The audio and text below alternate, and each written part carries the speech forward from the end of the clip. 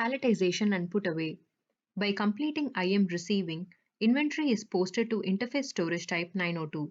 This palletization step takes this inventory, splits it into or adds it to storage units, and posts them into our receiving area GR1. We can first look at the SAP stock overview for this material. We notice that the storage type GR1 doesn't show because there is no stock available yet, and storage type 902 has an available stock of 50. In our example, we decided this material requires palletization during goods receipt because in our warehouse, we have the rule that we do not allow mixed pallets in the shelves. Here, the system proposes the SU quantity, quantity per SU, and suggests the storage unit such as the Euro pallet. This is derived from the material master settings in the WM2 view. You can now directly enter the GR bin of the receiving area to complete the transaction. In this case, the system will create a new SU according to the settings chosen in the screen using the internal number range for SUs. Or you can create a new storage unit using an external number range, or just add to an existing storage unit. We will just go for the first option and create a new SU with an internal number range. Now the GR bin is entered and scanned.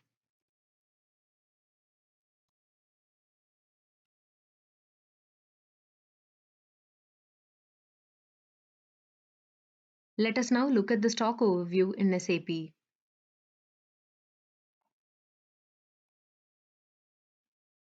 We can now notice that the pick quantity in GR1 storage type is 50 and the stock in storage type 902 is not available anymore. Using ORBIS customizing, we initiate a follow-up TO from the receiving storage type GR1 to the warehouse. This TO is not confirmed and will appear in the put-away workload of the next transaction. The user now navigates back to the main menu to the multi-TO transaction. This transaction is customizable to a great extent and provides with the options to execute individual workloads. In our case, these workloads are open transfer orders that are categorized into different processes. Categorization of the TOs into different processes makes it easy for the user to manage workloads, which in turn leads to increased efficiency in warehouse operations. Each workload could have multiple processes. For example, put-away could contain transfer orders from GR process with palletizing or GR process without palletizing.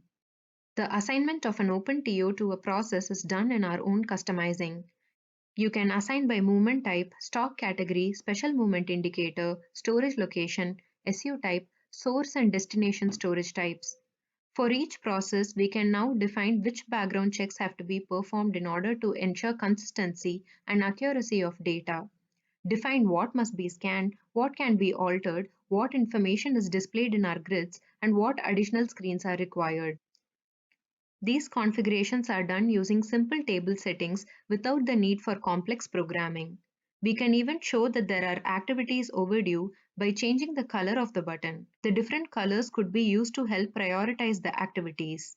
The time and color are customizable, and even the multiple levels of overdue are customizable. We now select the put away option in the screen.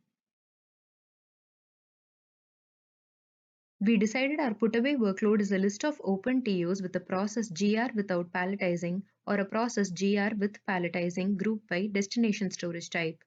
We have an option to apply a filter or group the list of open TOs using any field in the grid as the criteria. This reduces the workload to a manageable size and makes it easy for the user to manage the workloads. The grid can be customized according to the nature of the fulfillment in the warehouse. We can also filter or group by the process, for example, put away from a forklift, put away from a crane, or a manual put away. After applying this, the screen will show what filter is used and the resulting workload. We can also say show all and no filter is applied when going to the next screen, thereby displaying all the TOs. Selecting the TO now navigates to the confirmation screen. You can also scan or manually enter the TO or SU number. In our example, we require the operator to first enter or scan the source storage unit.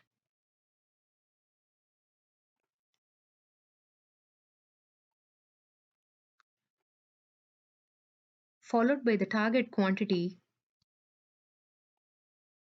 and finally the destination bin.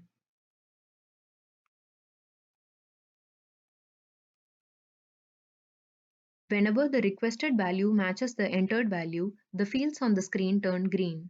If the values do not match, they will turn red or orange depending on whether we allow a deviation or not. If we, for example, enter a lower quantity than expected, we can customize that this transaction will branch into a different screen where we can decide how to handle the difference. For example, send to lost and found, or simply change the quantity and leave the leftovers on the source so we can put them somewhere else. We can now scan or confirm the destination bin. Our warehouse operator has now successfully received goods into the warehouse with palletizing for external procurement.